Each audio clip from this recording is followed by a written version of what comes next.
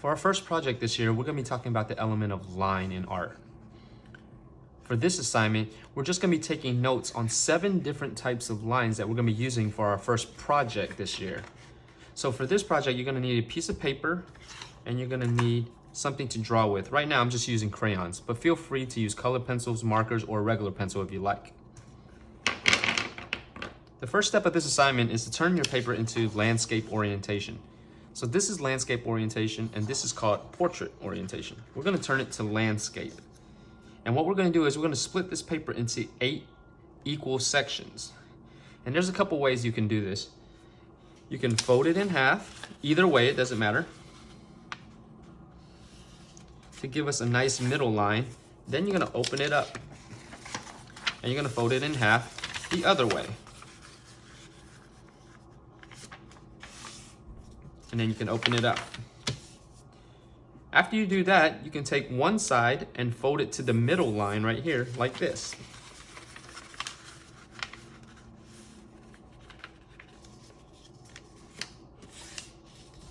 Then you open it up. Then you're going to take the other side and fold it to the middle line that you started with, like this. And open it up. This should give you 8 equal sections on your paper. Now, if you listened at the beginning of this video, I said we're going to be talking about 7 different types of lines. So that means there's going to be 1 extra box. The first extra box, you're going to write your name in that box, along with your grade level, which is 2nd grade. So you're going to put your name.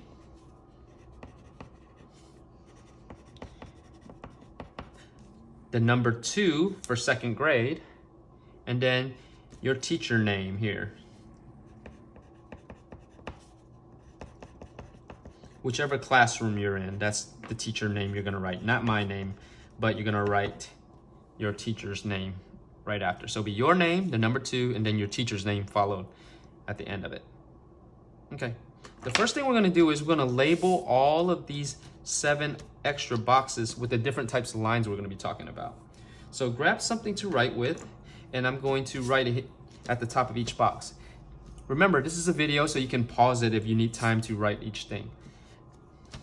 You can just wait till I finish writing all 7, and then at the end, you can write them down as you pause. So this is a vertical line, vertical. I'm gonna write horizontal in the next one. And you can use different colors if you want. I'm just gonna stick with black right now. Diagonal.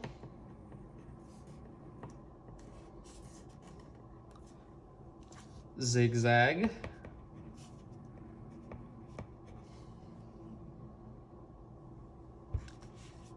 Curve. Spiral. And that's an I. And broken. So I'll give you a little bit of time. You can pause it right here if you want to spell each one, and I'm just going to label it. So I'm going to underline each one right now. You can take a time right now to pause the video if you need to copy each one of these words into your 7 boxes. Now I'm going to be talking about what each box is going to represent. So vertical lines are lines that go up and down. So now you're going to be drawing examples of each type of line inside each one of the boxes. So vertical lines go up and down. They go straight up and down. They can be thin lines. They can be rough vertical lines. As long as they go up and down, it's a vertical line. You can make a thin line. So the thing about vertical lines are they go up and down, or down and up.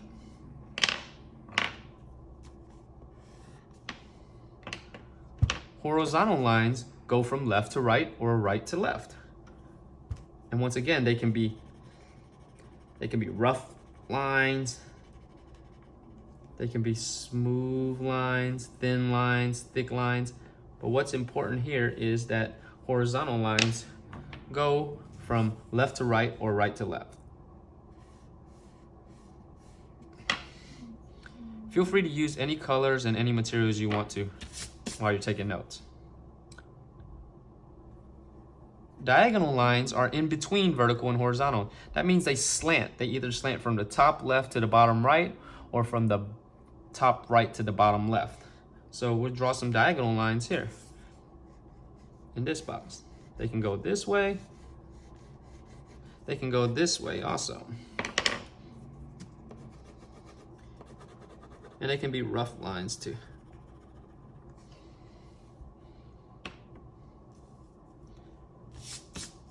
The next type of line is called a zigzag. It's a special type of line that is composed of diagonal lines that are connected to each other. So if you start off with any diagonal line to make a zigzag line, you connect it with another diagonal line, and you connect it with another one. And you can change the length of each new little diagonal line you add. But what makes a zigzag line is that they're diagonal lines that are connected to each other. You might have seen these when you're drawing lightning in pictures. A lot of people use this to make lightning. And they can be in vertical orientation. They can also be in horizontal orientation, like this. But the important thing is that you're connecting diagonal lines together. Each one that I'm drawing is a new diagonal line, and they're connected. That's a zigzag. Now, up to this point, we've been using straight lines. It means it's from one point to the next point, and it's a very short, the shortest route actually that you can take from one point to the next. Curved lines, they go around and take a little bit longer. They have bends in them. So for curved lines, they bend and they move.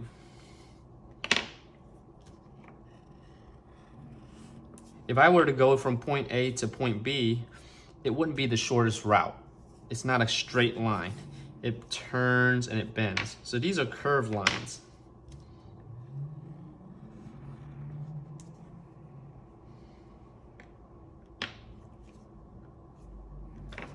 Now a spiral is a special type of curved line. And there's a couple ways you can do this. You can either start in the middle and go around and get bigger, but it's not touching. Or you can start from the outside and go in and get smaller. It's completely up to you which way you want to do this.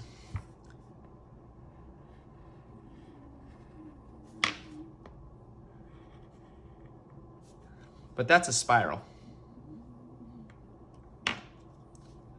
The last type of line we're going to be using for our first project is something called a broken line. And a broken line can be any and all of these: vertical, horizontal, diagonal, zigzag, curve, or spiral. They just have a special look to it that looks as if you dropped that line down and it broke into pieces. So I'm going to show you an example of all these other 6 lines as a broken line. So first I'll draw a broken vertical line. So I leave spaces in between them. You might have heard these being called dotted lines, but we're going to be using the word broken line. And just remember, it looks like the line was dropped down and it broke into pieces. So that's a vertical broken line. I'll draw a horizontal broken line.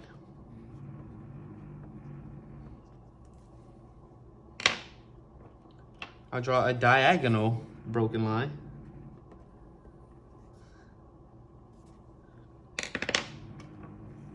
I can make a zigzag broken line.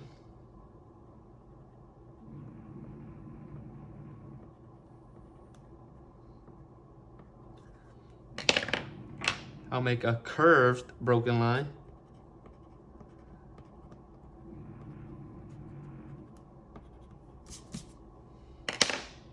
And last but not least, I'll make a spiral broken line.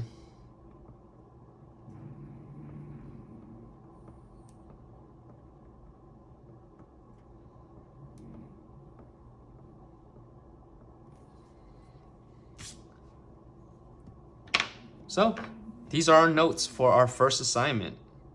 We're going to be using these type of lines for our first art project for our next class. So make sure you have this sheet completed so you're ready for our first assignment, our first project.